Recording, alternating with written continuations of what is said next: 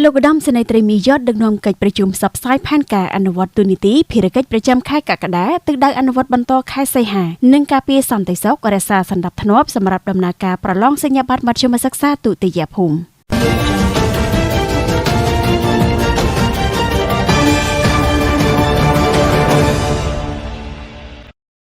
នៅព្រឹកថ្ងៃសុក្រ 900 ខែទុតិយាសាទឆ្នាំមមីអត្តស័កពុទ្ធសករាជ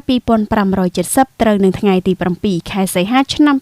2026 លោកឧត្តមសេនីយ៍ត្រីមាយត់មេបញ្ជាការកងរាជអាវុធហត្ថខេត្តកំពង់ធំអញ្ជើញជាអធិបតីដឹកនាំកិច្ចប្រជុំផ្សព្វផ្សាយផែនការរបាយការណ៍ការអនុវត្តទូនីតិភារកិច្ចកងរាជអាវុធហត្ថប្រចាំខែកក្កដាទិសដៅអនុវត្តបន្តខែសីហាឆ្នាំ 2026 និងផ្សព្វផ្សាយផែនការការពារសន្តិសុខរក្សាសណ្ដាប់ធ្នាប់សម្រួលចរាចរណ៍និងសង្គ្រោះបន្ទាន់សម្រាប់ដំណើរការប្រឡងសញ្ញាបត្រមធ្យមសិក្សាទុតិយភូមិឆ្នាំ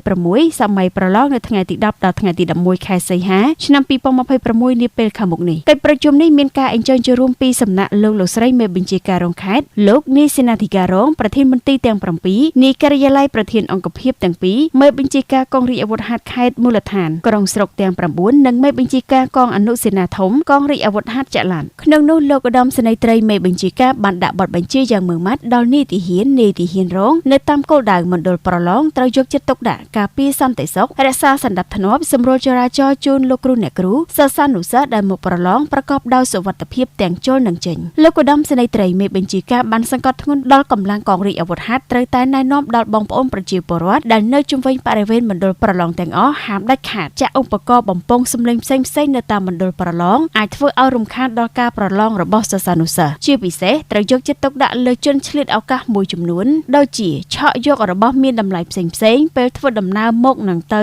និងការពារក្រែងបន្លំចូលយកកង់ម៉ូតូរបស់សិស្សានុសិស្សជាដើម